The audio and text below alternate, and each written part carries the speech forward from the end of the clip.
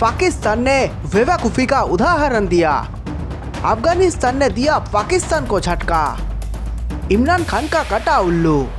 इमरान खान कभी कभी कुछ ऐसी हरकत कर जाते हैं जिसके बाद यह कहना गलत नहीं होता कि बेवकूफ का अगर कोई सरदार है तो वे इमरान खान है। ऐसी कुछ हरकत करते हुए इमरान खान फिर दिखाई दिए हैं। उनकी इसी हरकत की वजह से उनके ऊपर उंगलियां उठना शुरू हो गई है। उनकी इसी हरकत की वजह से अफगानिस्तान ने टीटीपी का साथ दिया और पाकिस्तान को तगड़ा वाला लगा झटका। जानेंगे इस सभी बातों को डिटेल में, लेकिन अगर अभी तक आपने इस चैनल को सब्सक्राइब नहीं किया है तो कृपया करके चैनल को सब्सक्राइब कर ले और उसके बगल में घंटे वाला बटन भी दबा दे ताकि आपसे कोई भी अपडेट मिस ना हो सके। तो चलिए बिना किसी देरी के बढ़ते हैं वीडियो की तरफ। आपको हम बता दें कि पाकिस्तान के प्रधानमंत्री इमरान खान को इस समय अपने खुद की वीडियो देखने की जरूरत है, जिसमें वे 1 महीने पहले कहते हुए नजर आ रहे थे कि आपको घबराना नहीं है। हम ऐसा इसलिए कह रहे हैं क्योंकि कुछ समय पहले हक्कानी ग्रुप ने पाकिस्तान की टीटीपी से सुलह भी करवा दी थी।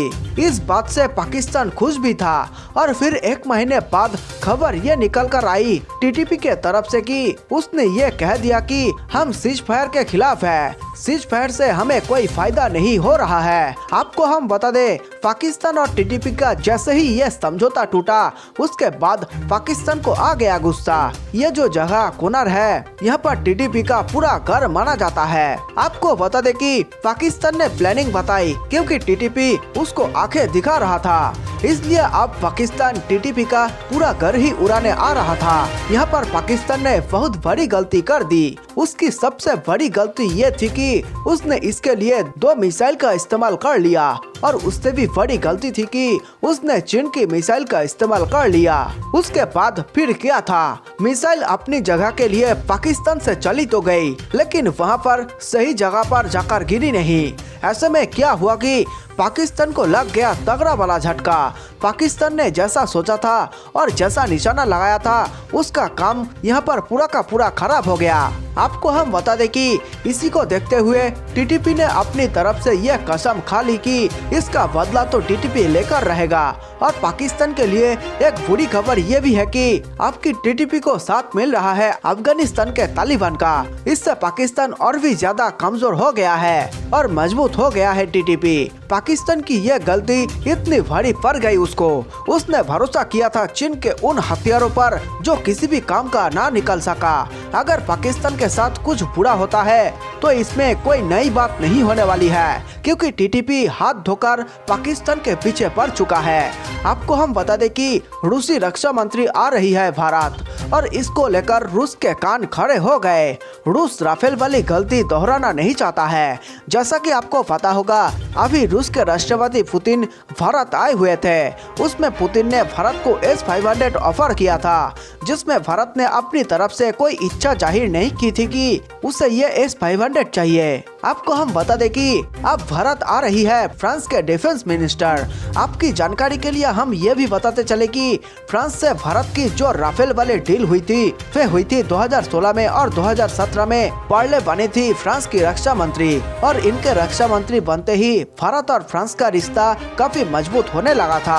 हमने ऐसा भी देखा कि जब गलवान वाली झपर भारत से हुई तो उन्होंने भारत का साथ देना पसंद किया था और उन्होंने भारत को मजबूत बनाने के लिए राफेल की डिलीवरी समय सीमा से पहले करने की बात भी कही थी ताकि भारत अपनी सीमाओं को सुरक्षित बना सके। आपको हम बता दें कि जब महामारी फैली थी तब चीन को ऐसा लग रहा था कि फ्रांस भारत को राफेल देने में काफी ज्यादा टाइम लगा देगा, लेकिन हम आपको बता दें कि फ्रांस ने चीन की इस सोच को गलत साबित किया और अपनी तरफ से कह दिया कि हम भारत को राफेल समय से पहले ही देंगे। आपको हम ये भी बता दें कि जब राफेल को भारत में कमीशन किया जा रहा था तो फ्रांस की रक्षा मंत्री भारत में ही मौजूद थी। जैसा कि आपको पता भी होगा, राफेल के आने के बाद भारत की ताकत कई गुना बढ़ गई है। जैसा कि चीन को हमें काउंटर करना है तो चीन के मुकाबले हमें काफी ज्यादा मजबूत होना पड़ेगा। इस कमी को पूरा किया है फ्रांस के राफेल ने। अमेरिका, ब्रिटेन और ऑस्ट्रेलिया का जो समझौता हुआ, जिसमें ऑस्ट्रेलिया और फ्रांस के बीच में पनडुब्बी की डील हुई थी, उसे तोड़ दिया गया। बल्कि यह डील तोड़ा ही नहीं गया, इससे यूके के साथ फाइनल भी कर लिया गया।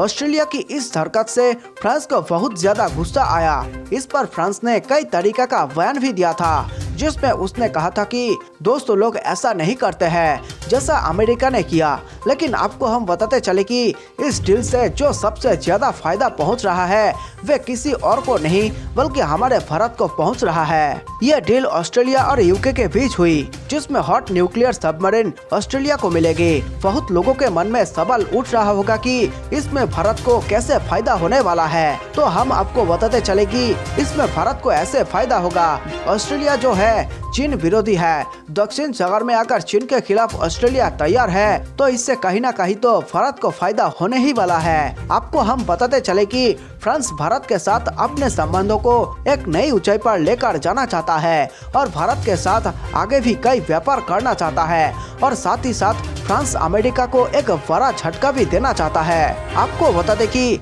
अभी तक जो इवेंट के 5 परमानेंट मेंबर थे, सिर्फ उन्हीं के पास ये टेक्नोलॉजी थी। लेकिन अब फ्रांस के तरफ से खबर निकल कर आ रही है कि फ्रांस ये टेक्नोलॉजी भारत को देना चाहता है। आपको हम बताते चले कि भारत इवेंट का परमानेंट मेंबर नहीं है, लेकिन फिर भी फ्रांस भारत को ये टेक्नोलॉजी देना चाहता है जो इवेंट के परमानेंट मेंबर के पास मौजूद है। अब हम अमेरिका की सबमरीन के बारे में बात कर लेते हैं। अमेरिका की जो वर्जीनिया सबमरीन है, उसकी जो क्षमता है वह बहुत कमाल की है। इसको 33 साल तक रिफिलिंग की जरूरत नहीं होती है। आपको हम बता दें कि एक बार ये फ्यूल भरकर समुद्र के नीचे 33 साल तक आराम से बैठे रहेंगे, तब भी इनको कोई दिक्कत होने वाली नहीं है। आपको हम बता दें, अगर खाने पीने का सही इंतजाम ये लेकर जाते हैं तो 33 साल तक ये अगर नीचे भी रहेंगे तो भी इन्हें सबमरीन से कोई दिक्कत होने वाली नहीं है। वही अगर हम फ्रांस की सबमरीन का कंपेयर अमेरिका की सबमरीन से करें तो उसमें क्या फर्क है,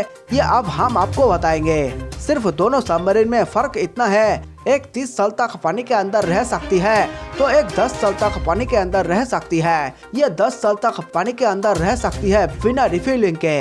भारत अभी सबमरीन की तलाश कर रहा है। अगर भारत को ये सबमरीन मिल जाए तो इससे बहुत ज्यादा काम आएगी। वैसे आपको हम बता दें कि पनडुब्बी बनाना काफी मुश्किल भरा काम है। सभी उपकरण को बहुत छोटे रूप में बनाना होता है। साथ में यह भी देखना होता है कि गुणवत्ता में किसी भी लिहाज से कम ना हो। वेला की नौसेना में शामिल होने से नौसेना की ताकत में काफी इजाफा हुआ है। Mazagon dock shipbuilders limited ने परियोजना P75 के तहत बनाई जा रही 34 गर्फिन पनडुब्बी नौसेना को सौंप दी है। इस परियोजना के तहत फ्रांस की मदद से 23,000 करोड़ की लागत से MDL मुंबई में 6 पनडुब्बी बना रही है। अब तक नौसेना में कलवरी, खंडेरी, करंज और अभी वेला पनडुब्बी शामिल हो चुकी है। 5वीं पनडुब्बी वागिर का भी अभी से ट्रायल हो रहा है। उम्मीद है इसे इसी साल दिसंबर तक शामिल कर लिया जाएगा। 6ठी पनडुब्बी वैक्सीन में अभी आउटफिटिंग का काम चल रहा है। कोविड प्रतिबंधों के बावजूद MDL ने नौसेना की आवश्यकताओं और आकांक्षाओं पर पूरी तरह खरा उतरा है।